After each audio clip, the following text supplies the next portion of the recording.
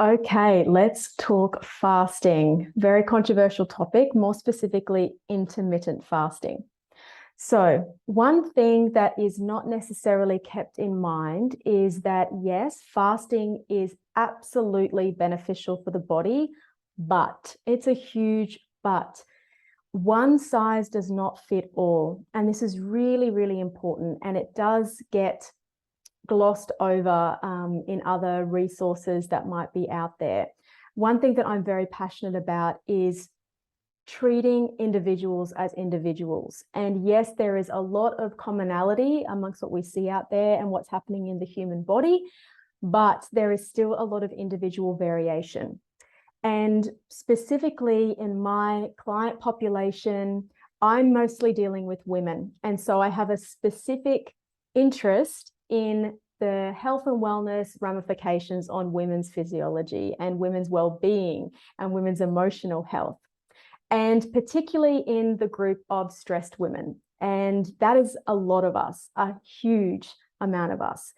Now, what we need to remember is, with all the benefits of fasting, and there are many of them, such as allowing the body to go into autophagy, where essentially it's like a cleanup crew. And we need this process in order for our own body to build its natural defenses, have the immune system do its thing, cleaning up random little tumor cells, detoxifying the body, regenerating cells where necessary, and just cleaning out what doesn't need to be there anymore. It's really important. And in order for that system to kick in, we need to be in rest and digest. We need to be not putting more food into our body, and we need to be in our parasympathetic nervous system. And hopefully all those things are happening at the same time.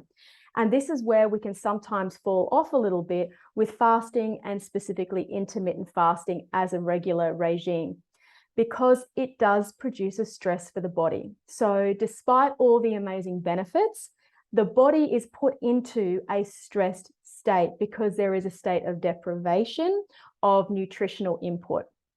Now, we should be able to tolerate that. The problem is most of us have systems that are already in depletion because we are running through a stress wheel day in, day out. We're cycling through burnout, and we're mostly sitting in the sympathetic nervous system, which is our fight and flight, which is in complete contrast to our parasympathetic nervous system, which is rest and digest. So when you are approaching fasting, please do it through the lens of your system, your current state of being, your life right now, and really be honest about how much stress your system may be under.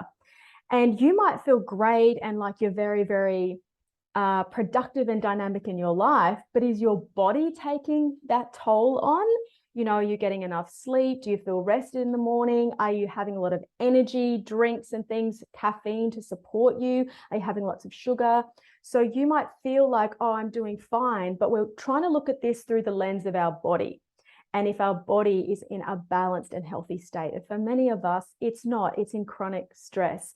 It's in a soup of hormones that are swimming around, too much adrenaline, too much cortisol, and then there's consequences with fasting. So let's get to the point. What I'm mostly referring to here is a phenomenon called pregnenolone steal. And pregnenolone steal is essentially when you're in a state of chronic stress, there is a downstream effect on pretty much all of your hormones, because pregnenolone is like a mother precursor hormone.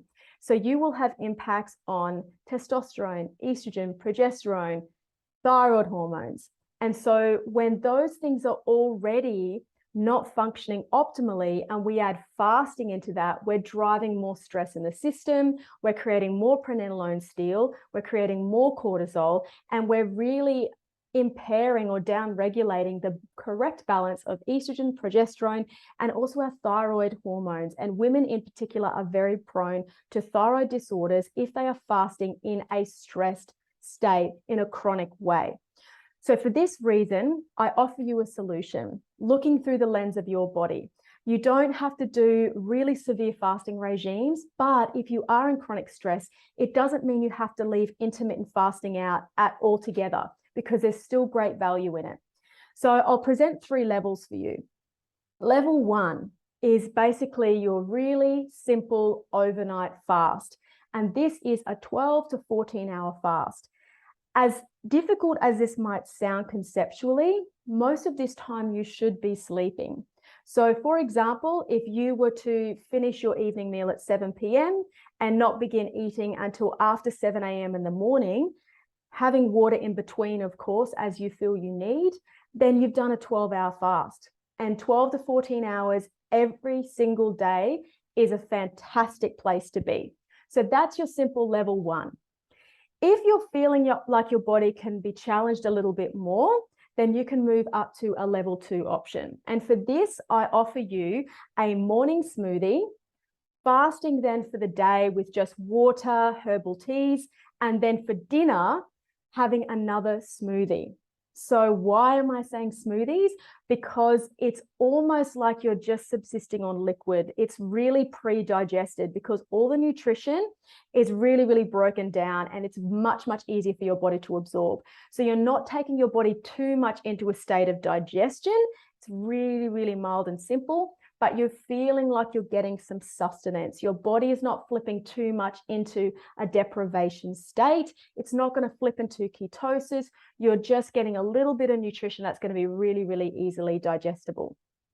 Obviously not choosing a really junky smoothie. We want to basically be having lots of fresh fruit and vegetables, a little bit of protein in the form of some hemp seeds, maybe leaving the dairy out if you can, and maybe putting some nut milk in there or no milk whatsoever, or maybe a little bit of almond paste or something like that are some options.